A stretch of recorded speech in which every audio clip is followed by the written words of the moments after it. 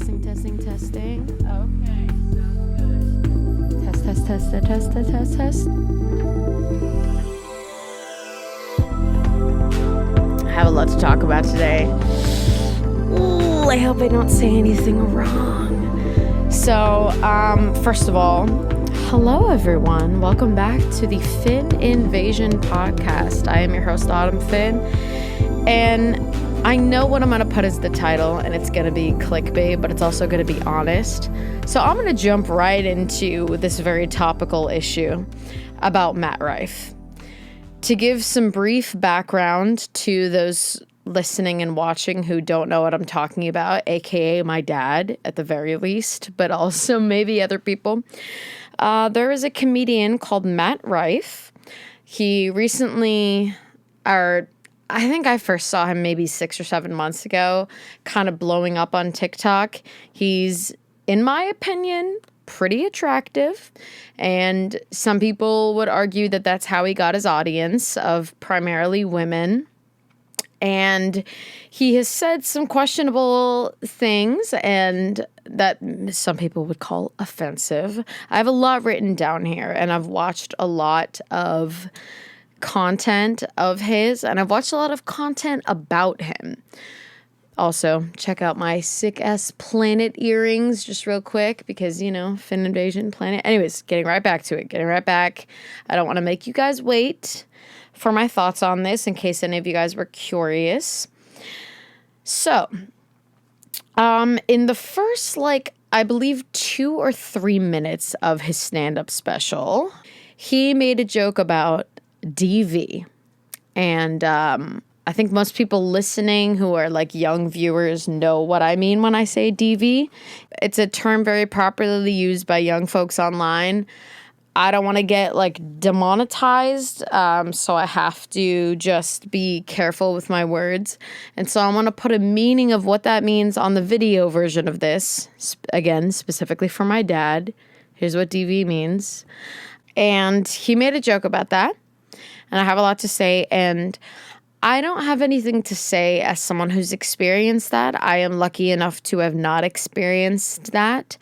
Now, if Matt Rife were to have made a joke about, say, SA or SV, then I would have something to say because that's something I've experienced numerous times. But I am lucky enough to have not ever been physically by a partner before, at least not in the way of that he's talking about. So I'll start by telling you guys the joke if you haven't seen the special. It is on Netflix. It's called, what is it called? Oh, Natural Selection. I was going to say it was called Problematic. That's the name of his tour.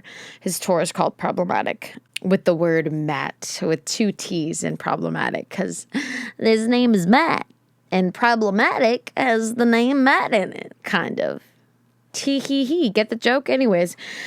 So, here's the joke. I've only been to Baltimore one time. I ate lunch there, and the hostess who, seats you at the restaurant had a black eye. A full black eye. And it wasn't what happened? It was pretty obvious what happened. And we couldn't get over the fact that we're this is the face of the company? This is who you have greeting people? And my boy who I was with was yeah, I feel bad for her, man. I feel like they should put her in the kitchen or something where nobody has to see her face, And I was yeah, but I feel like if she could cook, she wouldn't have that black eye. So. If she could cook, she probably wouldn't have that black eye. And I'll be honest, I was a fan of Matt Rife's.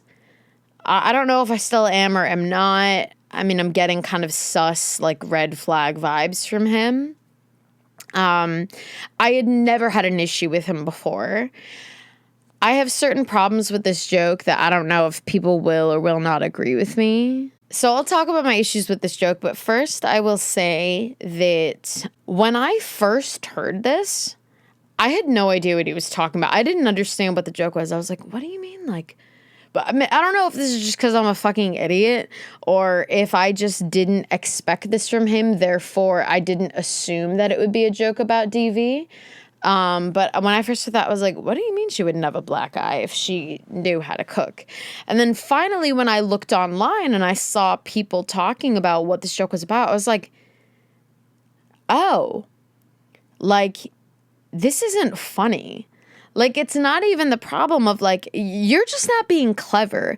And so I've watched a lot of content about this joke and what people thought about it. Sometimes if you don't have oppression of your own to pull from, you try to make fun of the oppression of others, but unfortunately you don't have the angle of understanding to make it funny. Because you were supposed to picture a woman getting hit because she can't cook, and you were supposed to laugh. Did you laugh? Is that what he means by he made this for men? You want to make fun of domestic violence with men. Imagine throwing away millions of dollars and fans who like you to cater to unfunny white dudes. Imagine being the thing that your ego is like, I need them to like me. I don't care that millions of women do. I need that dude that sat in the back of the open mic and also made domestic jokes to think I'm a real comedian.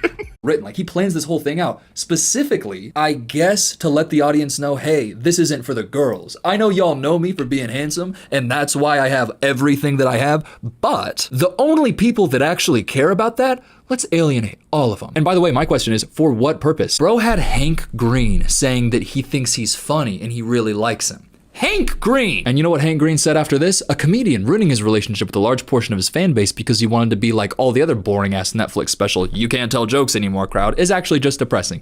Yeah, it's very depressing.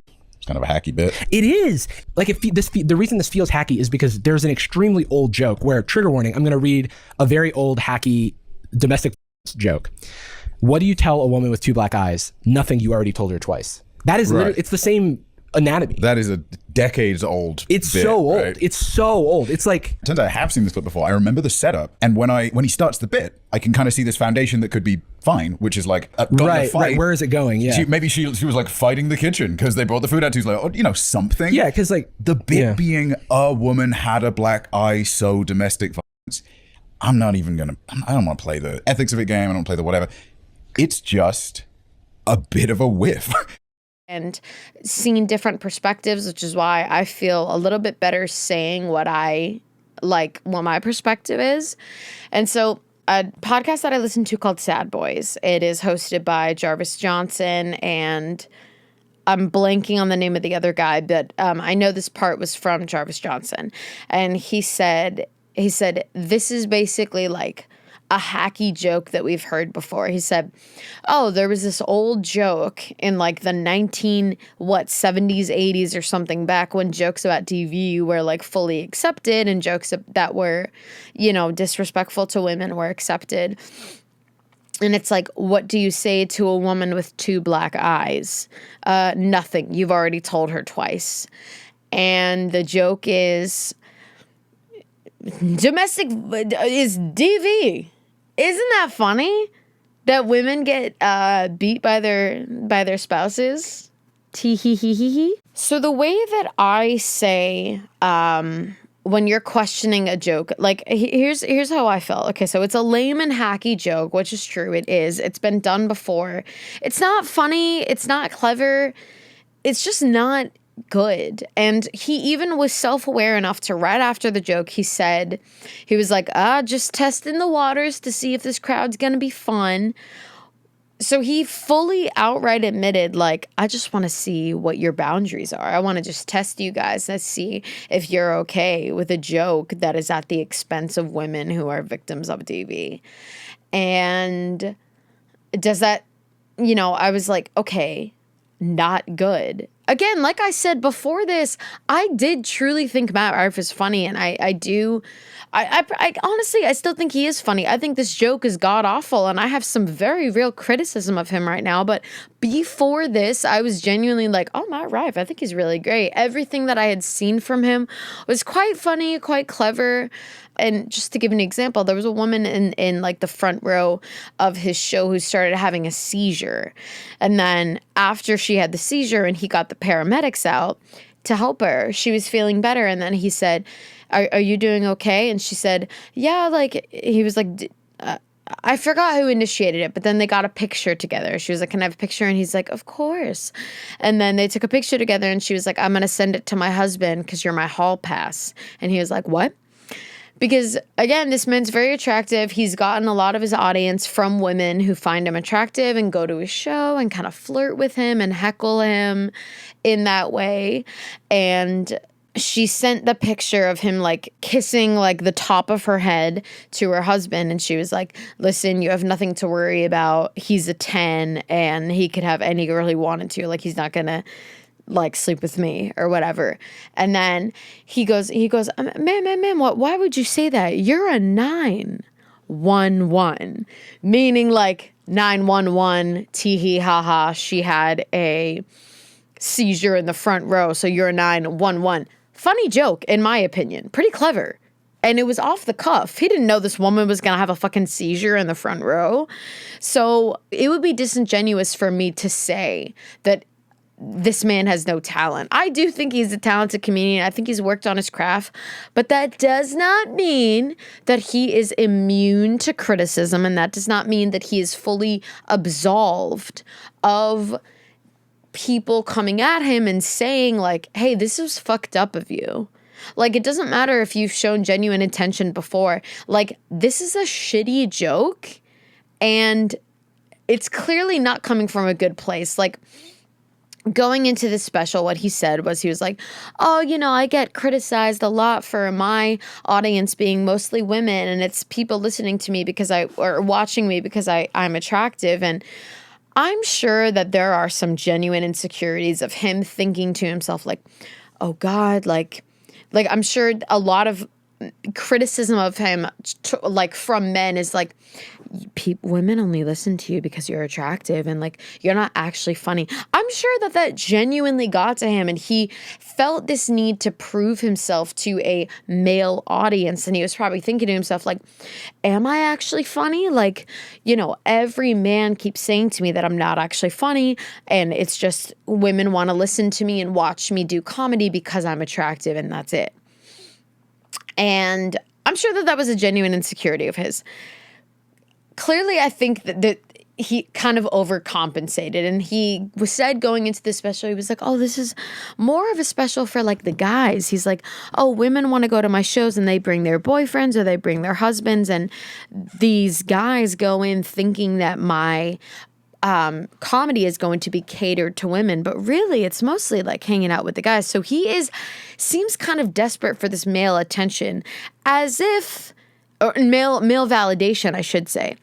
So it's like your comedy needs to be validated by male audiences in order to actually be deemed funny, because women could never have a sense of humor, right? Because women aren't funny. Okay, watch Nikki Glaser and Rebecca Corey, and most importantly, Taylor Tomlinson, phenomenal female comedians that I've watched. Okay, so let's relax. Sarah Silverman. There's always going to be more criticism towards women, especially in comedy, but that's not what we're talking about right now. We're talking about my Rife. So let me look at some notes that I have down. Yeah, so like I said, his joke was, if she could be in the kitchen, if she could cook, she probably wouldn't have that black eye. And when you're looking at a joke and you're asking yourself, okay, is this funny? Is this offensive? Is this funny and offensive? Or is this just offensive for the sake of being mean and offensive and hurting people's feelings? And is this punching down? Is this a joke for... And he literally said going into the special, he was like, this is a comedy thing this is a special for the guys. Because you know how men joke at women's expense and they tee-hee, ha-ha, giggle, chuckle at women being abused in relationships? So this shows what he thinks of his male audience and what he thinks of his female audience. So what you ask yourself when you hear a joke like this is you say, okay, what is the punchline? Is the punchline at the expense of someone who is the abuser, or is it at the expense of the victim? Is this a joke where he is... Because here's the thing. I don't have anything against dark humor. I don't know what the proper definition of dark humor is, but the way that I see it is dark humor is making light of your own trauma or trauma that you can relate to in some way. I would be willing to bet that Matt Rife, and at least he's never said this publicly, has ever experienced DV. You know, because he is in the quote unquote position of power and he is the man in his relationships and he's cut. All right. The dude is beefed up, right? Strong guy. I doubt he's ever been, not saying that he's immune to this, but like he's never spoken publicly about being, abused by any woman in a relationship. And his joke was at the expense of another person who he didn't even know. You ask yourself, what's the punchline? The punchline was, if women could cook, they would never get abused in a relationship because men would be happy. And then their male partner would be happy because their wife will be cooking and they wouldn't have to pop someone in the face for, okay, like, not funny. Like, I didn't laugh at this joke. And you want to know the best part? There were so many different, like, less offensive punchlines. Like, an example of a punchline that wouldn't be quote unquote offensive was, if she could cook, she wouldn't have that black eye. Like, she must have accidentally hit herself in the face with a ladle. Or, man, I mean, her boyfriend must be a terrible cook. I mean, that poor girl should definitely dump him. Those are two punchlines that lead to, like, one of the methods of comedy is this thing called misdirection. That is what we in the biz call misdirection. And what that means is you set up the audience with a certain expectation and you deviate from that expectation. So the expected punchline of that joke is tee-hee-ha-ha, men abuse their spouses, specifically women, their female partners, for not being able to cook or for not being the matriarch of the house and not doing all these things that women are expected to do, right? It's a hacky joke. It's been done a million times before. It's not funny anymore because it's so expected and it's so lame. Like, at this point, when I see the responses to this joke, it is not so much offensive or upset. It's not people crying their eyes out or raising their pitchforks. It's people rolling their eyes and sighing, being like, God, this has been done before. Like, we've seen so many different comedians be like, well, gosh, diggity darn it, you can't say any jokes these days. Liberals always be getting offended by all the things and stuff. How about you, hey, here's an alternate opinion. How about you challenge yourself to make a joke that isn't at the expense of either marginalized groups or oppressed groups in society? Or just, how about this? If you don't even care about these groups of people, can we just make a joke that isn't so fucking predictable and overused and lazy and annoying? I'm not offended by this joke. I'm annoyed. And at first I was confused because I'm like, wait, what? Like, I haven't looked at like a lot of different really like old comedians who have made these kinds of jokes before. It's like, I hate my wife. Like, gosh, women just never have sex and women just, if they don't cook, like, I'm gonna be upset. Like, I'm like, really? What are we in the 1950s, 60s, 70s even? Like, it's just not funny anymore because we're not, like, society has evolved, comedy has evolved. Like, you just don't sound smart anymore either, to be quite honest with you. Like, it's not a smart joke. It's not a clever joke. It's not funny. It's not cool. It's lame and it's hacky and it's lazy. Yeah, like I was saying before, an example of an actually clever joke would be misdirection. If you deviated from that, right? Like if I said, if she could cook, she wouldn't have a black eye. Because clearly, I mean, she obviously hit herself in the face with a ladle when she was cooking up some soup, and I feel for her, right? The deviation of that, the misdirection of that joke is people hear the beginning, right? The setup. The setup is, if she could cook, she wouldn't have a black eye. right? Like that would be the setup. And then people are thinking, oh my goodness gracious, I can't believe he actually said that. He made a joke about DV. He made a joke at the expense of victims of DV, specifically women. And then the punchline would be, she was hitting herself, accidentally hit herself in the face with a ladle, making some soup. Like, would that could still evoke a certain amount of criticism, and I do think that would be deserving of criticism, but the punchline of that joke would be, you thought this joke was going to be at the expense of women, but really the joke was actually, whoopsie daisy, she hit herself in the face with this cooking instrument or equipment, and you thought it was going to be about DV. Joke's on you. You're the bad guy. Like, at least that would have been somewhat clever. And then the other example I made is like, I mean, her boyfriend must be a terrible cook. So the punchline of the joke is, the boyfriend sucks. And again, even then, this is just me coming at it as like, I'm not a professional stand-up comedian. I've done stand-up once in my life, and I didn't make any really edgy, quote unquote edgy, like potentially offensive jokes. Like, but even I am coming at it a place from, okay, like, what are some other ideas that are a bit more creative and thoughtful than tee ha ha, she can't cook, therefore she got abused by her husband or spouse or partner or whatever.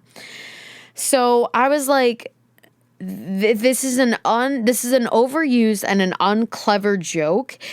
The only thing that I'm truly offended by, Matt Rife, is your lack of effort and the fact that you were catering to a male audience of like, oh, women are going to be so offended by this, so men will, just for the sake of that, will be like, women just can't laugh at shit. It's not funny, and it's not clever, and it's not new. What else did I write down here? I saw far more people annoyed than outraged. At this point, the people are so offended by comedy. You can't make any jokes these days. It's such a tired argument. No one is offended anymore. We're just disappointed or annoyed. I'm embarrassed for him. And like I said, disappointed, because I was like, God damn it. Like, I was defending Matt Rife a few times before this joke, but I was like, the only punchline of this joke is, haha, woman getting abused. Can you believe I'm making this joke? Oh my goodness. So edgy, so daring, so bold. But you're not joking about your own experience, Matt Rife. You are joking about the experience of a woman that you didn't even get to know. This was just a random person who, if we are taking his word for it and we're saying like, okay, this woman had to go to work with a black eye, and his joke was like, oh, you couldn't ask what it was from. Like, you could tell where it was from. So his setup and his premise was going off of the basis of like, this woman, it was clear that she had been abused by her spouse or her husband or whatever. So if you were to go into this joke, you, Matt Rife, thinking this woman was fully a victim of her spouse, then you are making a joke about her experience and her victimhood against her will. Because I doubt that you asked this woman, hey, was this DV related? Was this from a partner? Oh, can I make a joke about it in my future, like, stand-up set on Netflix? First of all, I doubt you'd have the balls to do that. And if you did, I doubt that she would say yes. Making jokes that are offensive are easy. And that's true. When a woman makes a joke about this, specifically a woman who has been victimized by it, or if a woman makes a sexist joke, the reason that she gets a quote unquote pass on that joke is because we as women in the audience listen to this joke and we think, oh, she gets it. The historical context is going to be that this woman has either experienced it or she understands it to a certain degree that men don't.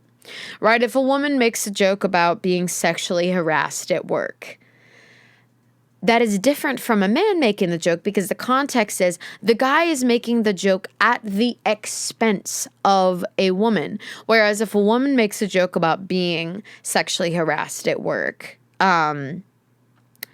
it is coming from a place of like, yeah, I've been through this, or yeah, someone I know, someone I'm close to has been through this, or it is something that I can go through, or I will go through in my lifetime.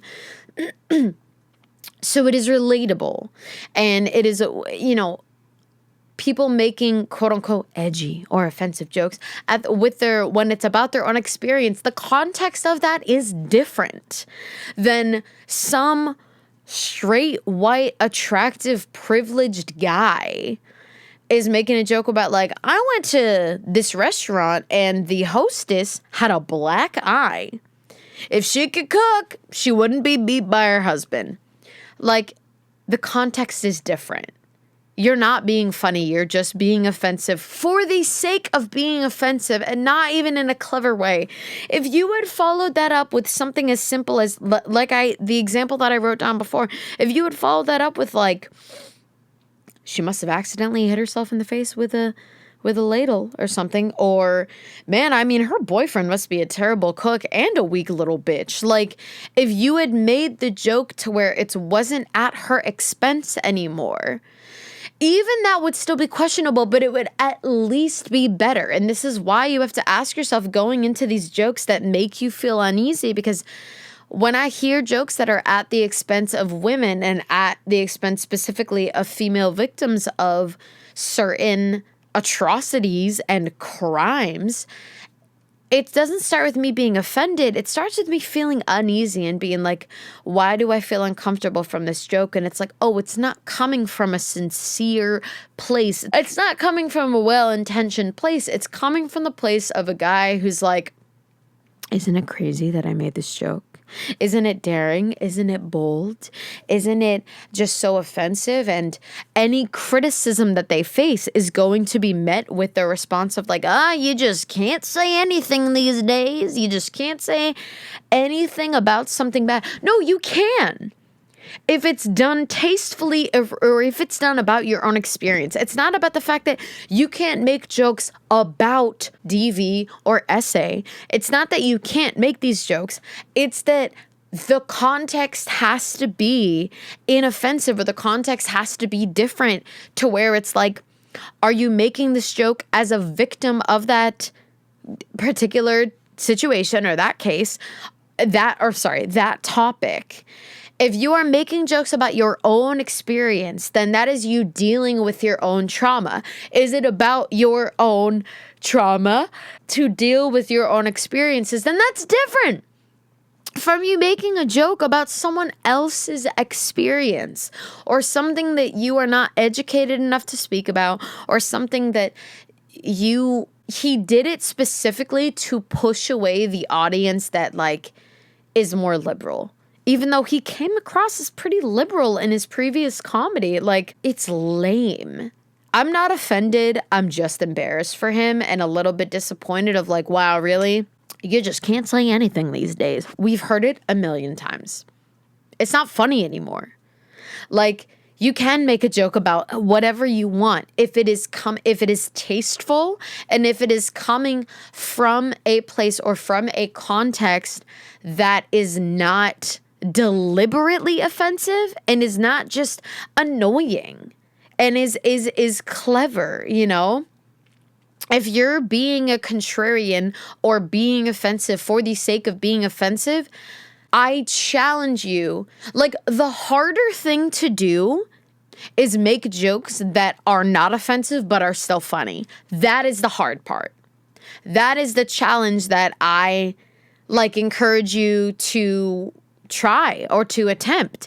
If you can make a joke that is about a sensitive topic, but you can do it to where it's funny and the punchline is not at the expense of a victim, or is not at the expense of people who you think might be quote unquote offended, that is true talent. in comedy. So that's what I have to say. What else did I write? Yeah. Are you expected to laugh because of, oh my gosh, I can't believe he said that. People will be so mad. The libs will be so offended. It's been done so many times. If you were to make that punchline 5 years ago or 6 years ago or whatever, maybe you would have to a leg to stand on.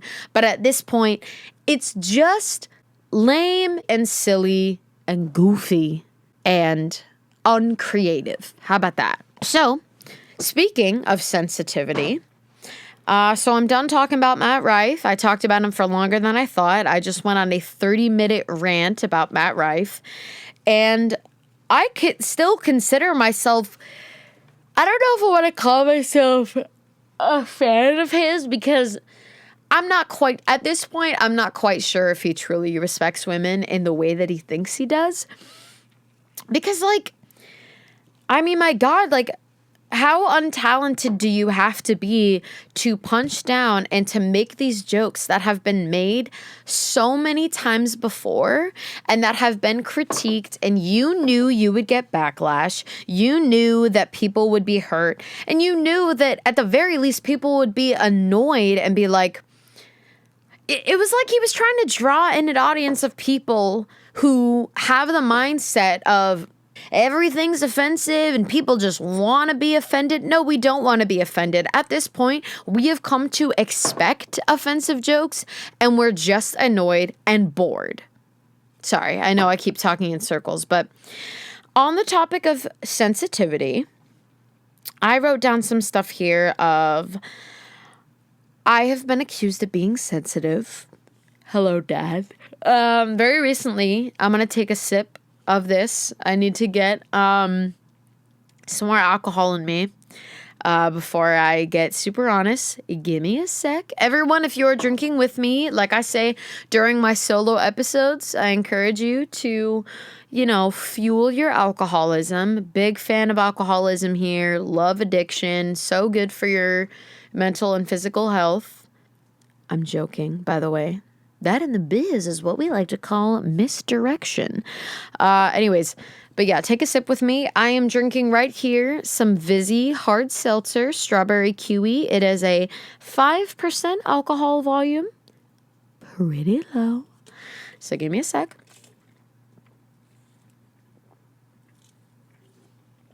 All right, whatever you're drinking, sip it with me. So I've been accused of being sensitive, and I think that is coming from a valid place. I do think I'm quite sensitive. And what I wrote down here is, every weakness of yours has a strength. And when I say weakness, I mean something that you or people around you see as a flaw because it affects you negatively in some way or affects other people around you negatively in some way. And the way that my sensitivity affects people negatively is, and this goes for my coworkers. In fact, one of my bosses who listens to my podcast and has been dying for me to talk about her in the podcast. She's like, oh, you talked about this manager, but not me. You know who you are. I'm not going to say what the first letter of your name is, but you know I love you and respect you. And you know that you called me sensitive today. Or not sensitive, but you didn't call me that, but you said it in so many other words. Like, you called out some mistake that I made at work, and I think my response wasn't exactly good. I think I was focused on something else, and I was trying to stay in a positive mindset, or at the very least a focused mindset. And I was like, sorry, we're all trying our best. And then you said to me, anytime I give you any sort of criticism, they didn't use that word. They said to me anytime I say that you made a mistake, you always take it so seriously. I was like, oh, I wasn't taking that seriously. I'm just focused on what I'm doing right now. And I don't have the time to be to fully explain, hey, I know you're just kidding around and you're just saying this thing and that. And, we're all trying our best here. And I would never throw criticism your way because I know everyone makes mistakes. I don't have time to say all that. Now, 100% I see both sides because I can see why she took what I said. Because I'm sure my tone of voice was very hey, we're all trying our best here. And I think maybe the tone of my voice said, hey, you hurt my feelings, and I would never hurt your feelings and I would never say something that did. I can see why my tone sounded that way. And I can see why she responded that way.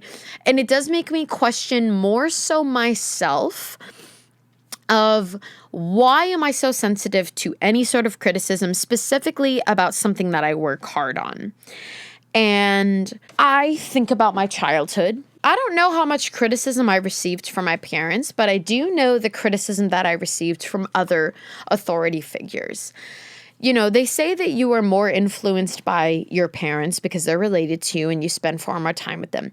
But when I think back to times in my childhood where I was criticized, whether it be for my work ethic or my lack of focus or being too sensitive, I have so many memories of teachers and authority figures in my life being very critical, and specifically in like middle school and high school, teachers criticizing me. And I cared so much about my teachers' like opinions. And teachers hold the same role in your life as a boss would, right? They have seniority over you, right? That they're able to tell you what to do and you have to listen to them. They give you certain tasks or assignments and they expect a certain performance out of you, right? All those 4 qualities, those apply to both the authority figures that are teachers in your childhood and your teenhood, as, you know, your adulthood, your bosses. They have that authority over you. They have the ability to tell you what to do and you have to listen to them. And anything you say in, you know, contrary to them or in contrast to them is going to potentially be seen as insubordination, and it is going to be seen as disrespect or talking back. And I'm not saying that I'm immune to criticism, and I fully believe that there have been many times in my life where I have spoken back to my bosses or teachers in my childhood, and I have been a wise ass to any authority figure in my life. And I don't stand by that because it's shitty.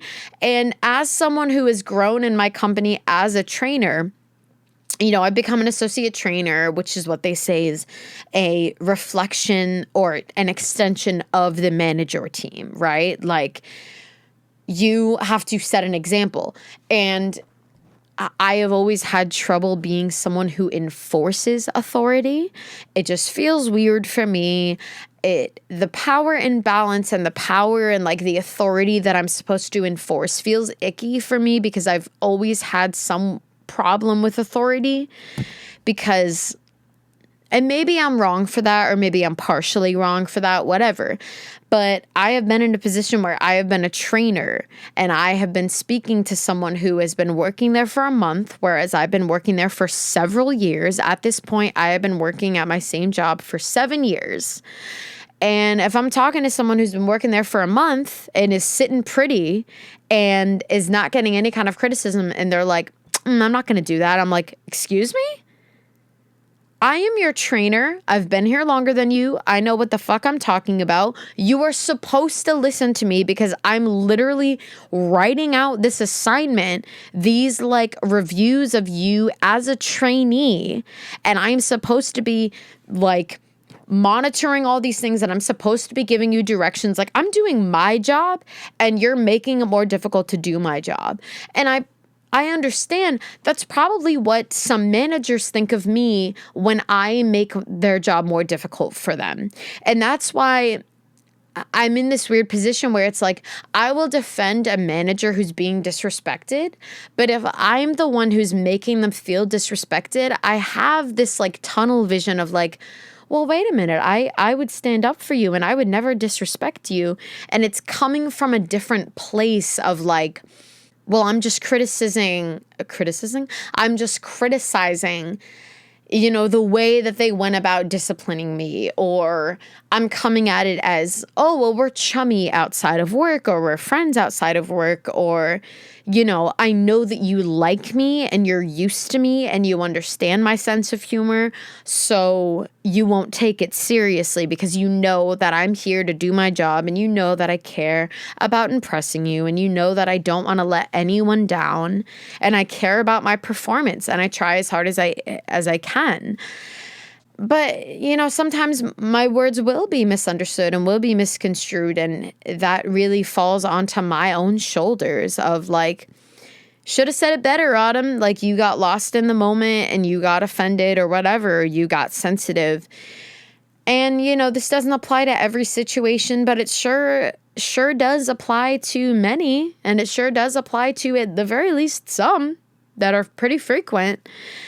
And I think about my sensitivity and like I was saying before about there's strengths to all your weaknesses. And the reason that I say my sensitivity is a weakness is because I will instantaneously, without thinking about it, take any sort of criticism as a shot at my character. Because when I was growing up, as someone with ADHD and with a lot of mental illnesses, specifically learning disabilities, when I would take criticism from my teachers as a child, everything felt so personal. And it was like I was being told, like, you're not doing this correctly, like you're doing this wrong, you're not focusing, you're not paying attention, you're not doing this, that, and the third.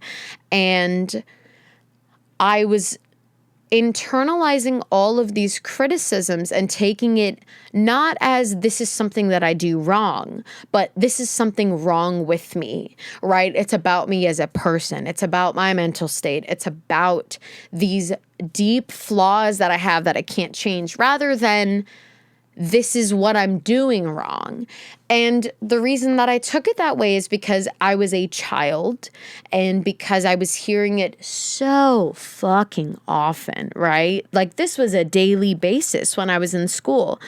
And these are your formative years because these memories stick with you if they feel bad or if they make you feel insecure or if they make you feel unworthy or less than or different, you know, or like a freak. And I was hearing this also, it was being reinforced by the criticism that I was facing from my peers. And so my peers were both my peers and my authority figures, everyone at school, which is where I was spending a lot of my time in middle school and high school, obviously, 5 days a week, whatever. I'm hearing like, God, you're an idiot. Or gosh, you just can't focus. You can't do anything right. Look at how shitty your grades are. And like, you can't contribute anything to society. And they didn't say that, but that's what I was internalizing it as. And so anytime I face criticism from a authority figure or from a person in my life who has more power than me, whether it be because they are my parent, therefore they raised me, or even my sister, my older sister, right? Like, everyone in my family, in my immediate family at least, mom, dad, sister, they're all older than me. And so they hold a certain power over me where I see them as they have seniority. They have more life experience than me. They know more. They have more wisdom than me. So everything they say holds a greater power. And I instantly go in with the feeling, with the insecurity of like, everything they say is right and everything I say is wrong. And of course, that is so like incorrect, and I have to go in with a more nuanced mindset. But my immediate reaction, because of my childhood and because of what I've been conditioned on and like what I've been raised on, is to listen to your elders. Listen to your authority figures. People older than you are wiser and smarter and they have more life experience, and you should be listening to these people in your life who have more power than you and have more life experience. And so I am like hardwired in my brain and trained to take these words and take them not with a grain of salt, but take them at face value and be like, this person knows better than me. When really what I should be doing is saying, hey, life is more nuanced than that, Autumn. You have your own opinion and you are not necessarily wrong. You know, you are a 26-year-old young woman. You have some life experience now too, but I am always hardwired to want my parents' approval and the approval of authority figures who are literally there to judge my performance at work. And I'm not saying that I'm right to react in that way. But I am saying that my feelings are valid and are my actions justified? Maybe not. They do at the very least make sense. And I do believe that they are relatable for a lot of people who have grown up where they were never a real authority figure in their household, and they've never had seniority. They've always been the younger sibling or the younger person in the family, or they have always been the little sister or like the daughter, whatever, like the youngest child. Like that gives me this almost preconceived, mentality of, I'm a child. I'm the child in this group, therefore I am a child. And I think maybe that's what's been holding me back from doing these quote unquote adult things. And I look at my older sister and I'm so envious of like, God, she's done so much to become an adult. She's so responsible. She's a great driver. She has all this stuff. She lives on her own. She da-da-da-da-da. All of these examples of her quote unquote adulting.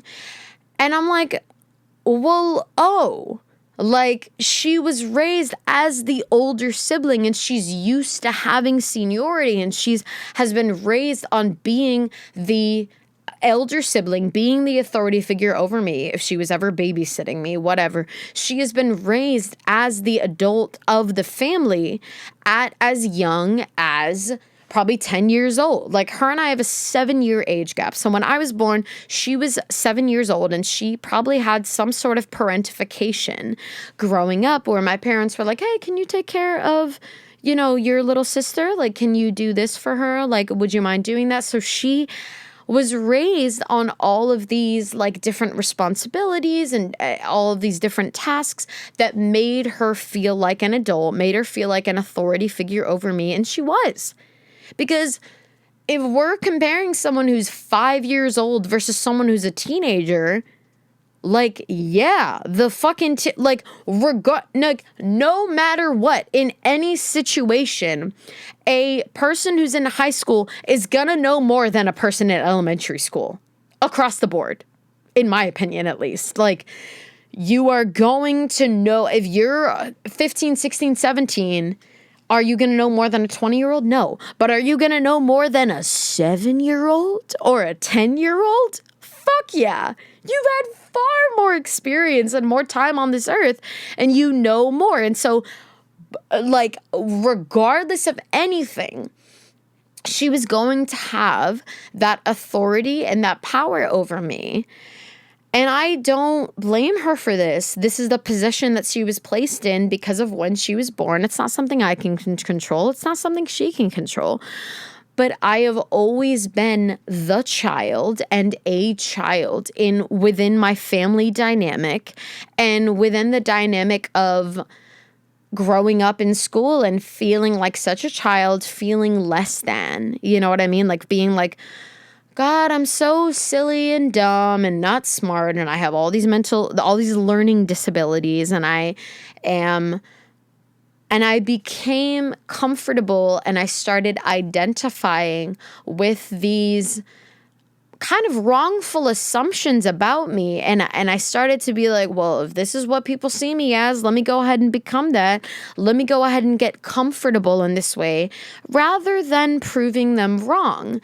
Because that takes more effort and that's difficult and it's hard to adapt to that mindset when you're so used to and you're so comfortable being like, I'm just the younger sibling. I'm just the little girl. I'm just the youngest child. I'm just the girl who has 504, I think that's what they're called, 504 accommodations in high school, which is when because you have mental illnesses and because you have particularly ADHD, or if you're dyslexic or if you have any kind of learning disability, you get to go to what is called testing centers. And this is just to give you some background on me in high school and where some of these insecurities come from. A test that would take what some people may call normal, or what I call neurotypical, right? Some people who aren't suffering from very extreme mental illnesses or learning disabilities or social disorders, a test that would take them an hour would take someone who is neurodivergent, aka not neurotypical, I could sit there and take a test that has 50, 60 questions. I could take that test for 8 hours or 6 hours or something, because my mind is moving at 1,000,000 miles per hour. At least I'm speaking of, this happens now, but it happened far more in high school when I was placed in these positions where I had to fit into these norms and into these, conform into these, boxes and these sort of requirements of, you have to take this very specific, this test of it's A, B, C, and D, and you have to learn according to this criteria and these parameters. And so because my mind doesn't fucking work that way, and because I'm a creative, and I remember one of my vocabulary, just to give you guys an example, one of my vocabulary words one year in high school, in English class, you get these vocabulary words and you're like, oh, okay, I have to go home and make this assignment where I create a little story where I use all 10 of these vocabulary words. We've all been there, right? We have to be tested on these vocabulary words, these big words. And one of the words that we had was elusive. And I remember hearing that word, and my mind didn't go to, oh, what does that word mean? How do I use it in a sentence? How is it spelled? What is it? My mind went to, oh, all my love is so elusive. My thoughts are so intrusive. I just want to be exclusive. My mind went to songwriter zone and wanting to be creative about it rather than logical about it. I was like, my mind is so elusive and my mind is so intrusive. It went to creative mindset, not of oh, sorry, what are other synonyms of that word? I don't know, it beats the fuck out of me. It's my mind works differently. This is the accommodations that we show to people who have learning disabilities and who are on different spectrums of social disorders and learning disorders. We say their mind just works differently. When I hear a single word, my mind immediately goes to what does this rhyme with? How would this sound in a song? How would this sound in a poem or in lyrics or in a story or da-da-da-da-da-da? Artistic things. Hashtag I'm an artist. As cliche as it sounds, that's what my mind does. And would I change it? At this point, no, but in high school and when I was younger, absolutely, I would change it. But still to this day, when I receive criticism to bring it back to what I was talking about before, when I receive criticism from these authority figures, from these people who it is their job to judge and criticize and give evaluations of my performance, of my work ethic, of course I want to impress them, not even just to keep my job or not even just to get good grades in school, just to give these examples. I'm using kind of a blanket statement amongst bosses is your real life teachers, right? When you're younger and when you're in school, you have teachers. And when you're in the quote unquote real world, you have bosses and you have managers and you have people who are above you in power. And like I said, it's their job to evaluate your performance and your knowledge at a certain topic or in a certain company and your ability and your skill set to perform certain tasks or to answer certain questions or to memorize things that is important to the core values of the company, correct? And I am, of course, I have cared about what teachers thought of me and of my performance. And if they thought I was smart, I cared about that. And now at my job, I care about if my bosses think that I'm doing a good job. Fucking of course, you're supposed to care about that. If you actually care about your job or about your coworkers or your bosses or the company in general, which is, for me, it's more about the personable aspect where it's I care about my coworkers, I care about my bosses, I have some close relationships relationships and friendships with these people. So I care if they're getting screwed over by my shitty performance. So I take that personally because it makes me feel like I'm either denigrating my character, or I'm doing a shitty job, or I'm being careless, or I'm being inconsiderate, So these things matter to me. And again, that makes me sensitive. To circle back to what I was saying before, the strengths of my weaknesses. So that weakness of being a little bit overly sensitive, I take a criticism and it feels like an insult because that's how much I care, right? If I'm at work and someone says, "Oh, you did this wrong," I'm like, "Oh my," sorry, I did not mean to hit my mic. I'm like, "Oh my God, I'm so sorry. I didn't mean that. Did that make your job harder? Did that screw you over in some way? Oh my gosh, I can't believe I'm allowing my character and my work ethic to get so bad. Boo hoo hoo." And is that the correct reaction? No, and you could argue there's no right or wrong way to react, but that's certainly not a positive way. What I should do, but I'm human and I'm not perfect, and sometimes it's hard to respond this way, is just be like, "You're right, sorry, I fucked up, my apologies, that's my bad, I'll try to make sure that doesn't happen again."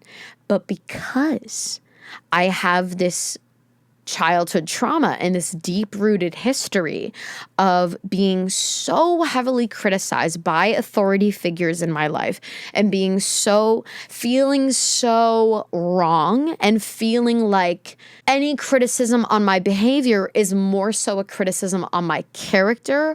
And when I hear a criticism of like, "Oh, you did this wrong," the way that it translates in my brain to my teenage self, and the way that I recognize these patterns, and the way that I have this like preconditioned sort of, this, what is it? This guilt complex and this, trauma response of like, instead of hearing, "Hey, you did this wrong," it translates in my brain as sometimes, at least, as "You're wrong. You're just wrong. You could never do this, right? Da da da da da da."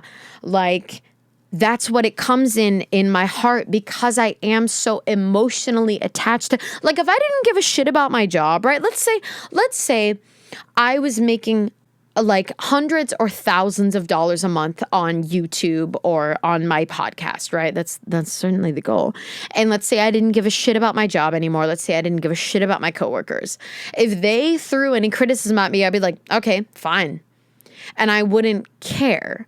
But because I care about these people as human beings and on a human level, when they are affected by something, whether or not it's hurt, whether or not it's annoyed, whether or not it's frustrated, if they are affected by something that I do in anything other than a positive way, I will immediately blame myself. And I'll be like, "God damn it, Autumn, like, you fucked up. I can't believe you did this. You're better than this. I can't believe," like, it's not even really, my response is not even really directed at them. It's more so directed at myself and my own insecurities. And it is projecting my own insecurities onto another person. And it's not fair to them. So that's why I call it a weakness. But at the same time, when I talk about, and I think my dad and I have talked about this specifically a long time ago, we talked about, it is not about improving your weaknesses, but playing to your strengths. That's the best way to grow as a person, and to recognize the strengths of your weaknesses. So, one of my weaknesses that I would say is I can be too sensitive. What is the strength of that? Okay. I look at the other side of that coin. On one side of that coin, it's, okay, you take things too personally, you kind of lash out, and you overreact in some ways. You get a little bit too, like, you have this very emotional response to something that isn't, you make it about your character when it's just about your behavior, or it's just about one thing that you did wrong. That's a flaw. It is. It is a character flaw. It's something I need to work on. I think it's something that's very relatable. A lot of people have it. We're all trying our best. But what I want to hold on to is the strength of that oversensitivity. Now, what is the strength of it? If you take something that would make a person happy, you give that same thing to me, it makes me very, very, very happy. someone at the window, let's say I'm working window, or, I'm taking orders and I'm on the headset and someone makes a joke. Instead of making a neurotypical person or someone who's not very sensitive, just kind of like, or like maybe chuckle, like, oh, that's good. I'm like, oh my God, that made my entire day. Like, that was so funny. That customer was so nice. Or like, I'm happy for the next hour because of that.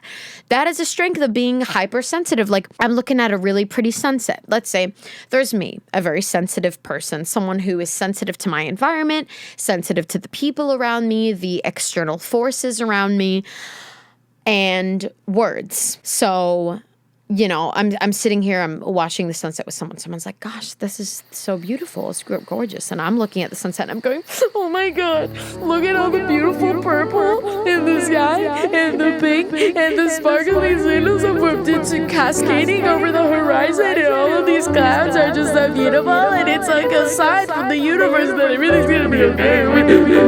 And we all live home in the future. You know what I mean? That kind of thing. Like, it gives me like, whereas someone would appreciate it and be like, oh, that's beautiful. For me, it's like, oh my God, this is a sign that everything's going to be okay. And it gives me hope for the future. And life is so beautiful. And now I appreciate nature in a deeper way. Like, I make it a big thing.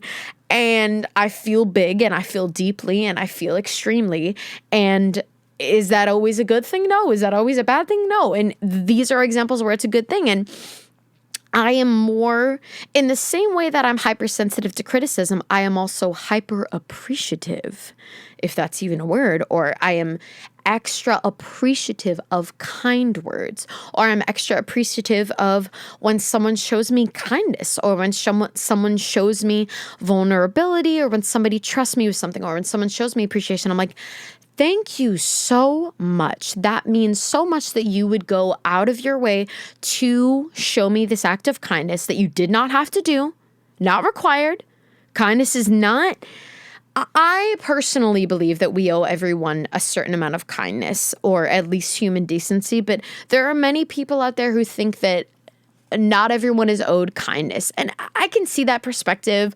I don't know exactly how I feel, but I do know that as a first response, everyone is owed human decency and respect until they've done something to not earn that anymore, right? Okay, simple enough. But when someone goes out of their way to trust me with something personal, or when someone goes out of their way to be like, hey, you did a really good job today at work, or hey, I really appreciate you cooking this for me. Like, let's say I'm, at Thanksgiving with my parents or with my sister, and I make something for Thanksgiving. I made some delicious garlic butter potato pancakes with mozzarella cheese and some chives in there and shallots and salt and pepper and some paprika. Like, I worked hard and I made these potato pancakes, and my mom and sister were very appreciative. My mom loved them. She was like, these are delicious. Thank you so much. And it is good to have your hard work appreciated. And whereas someone would just write that off and be like, oh, thanks, that's nice. I'm like, thank you. I go out of my way to be like, that is so nice of you. Thank you so much for showing appreciation. I appreciate your appreciation. Do you appreciate my appreciation of your appreciation of my appreciation? Like, you know what I mean? Like, I don't go in a cycle like that, but it's like those things are huge to me. The quote unquote little things are actually huge to me, because the little things are things that you don't have to do in order to be appreciated. They oftentimes, if you do the little thing, the small favor of helping someone out, of showing your appreciation, of giving words of affirmation, not everyone is going to go out of their way to give you praise for that. So when there are others, people like myself, who want to give praise and be like, thank you so much for doing this kind thing that you didn't have to do. You weren't required to do that. Thank you so much. I appreciate it. It means something to me and I value you. That instantly gives people value and it makes people feel valued. And I am going on over an hour of talking here. So I'm going to end on I need to cut this off because I've been going on for way too long. But I think I've gotten mainly most of my points across. This episode went on longer than I thought. So I guess I'll save some of this other stuff that I wrote down for future things. So I'll give you 2 little life updates. First of all, dyed my hair. Don't know if you noticed, got a little darker, went darker red, went a little darker than I had intended, but I'm not an expert at dyeing my hair at home. You know, like this is very much so just, you know, DIY, like box dyeing, not too great at it. Just kind of inexperienced, and I left it in for too long, but I don't look bad, certainly. You know, wish it was a little lighter, brighter, more red, but whatever. My favorite band in the world, who has affected me so deeply, who I've loved so much for 3 years now, Arm's Length, a band from Canada. The first time that they were in Orlando and played a show in Orlando, I was there. I remember. It was at the Hen House Center. And I was there, and they were like, oh my gosh, this is our first time in Florida. And I'm like, oh my gosh, I'm here. And since then, I have gone to every single Orlando show, and I've even gone to one of their Tampa shows. Like, I went to their show in Georgia. That's where I first met them. Like, I'm obsessed with this band. I have 3 tattoos about them, for God's sake. Like, so tonight, they're playing a show in Orlando at Level 13 Event Center. I've never been there before, but I can't go to their show. And it's the first time I've ever not gone to one of their shows that was nearby, but I'm in kind of, and I don't recommend this for people, but I'm in kind of a self-punishment state of mind. I haven't been happy with myself lately. I've been a little bit insecure, and I have been kind of like having this mindset of like, Autumn, why are you doing this? You don't deserve it.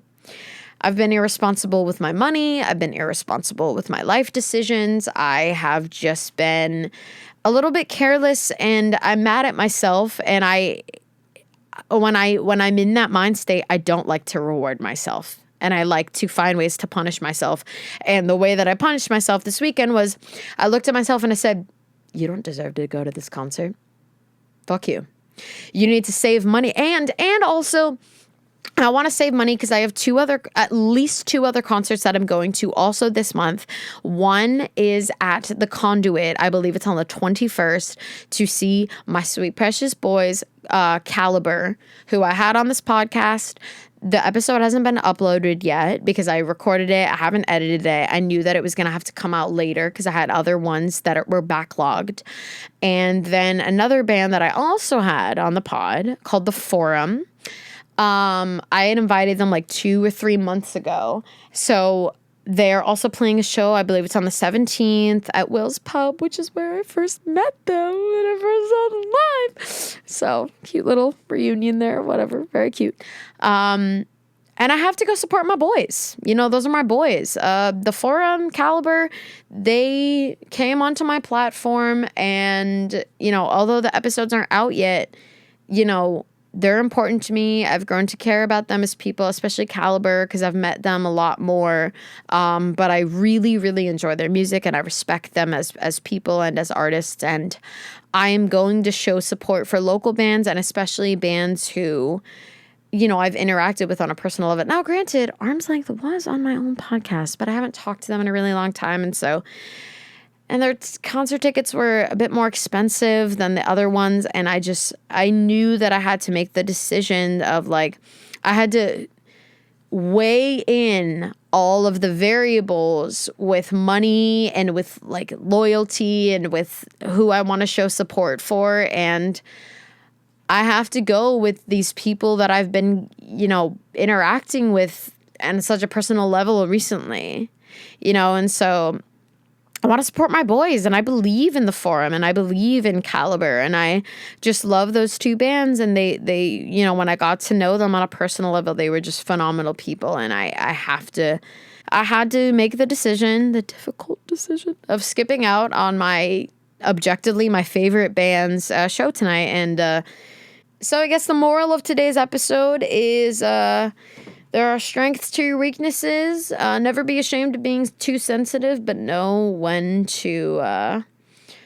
it's benefiting you and know when it's harming you. And especially when it's harming other people. Because if you're harming other people, you're harming yourself as well, inherently. Intrinsically. Like you're not doing anything to strengthen your character, and you're pushing people away from you if you're harming other people. It's intrinsic.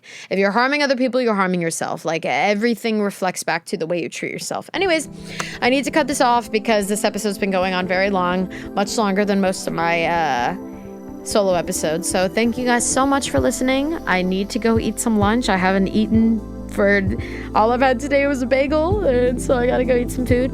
Love you guys so much. Have a lovely rest of your day, and thanks so much for listening. Please leave a review. All right, love y'all. Bye.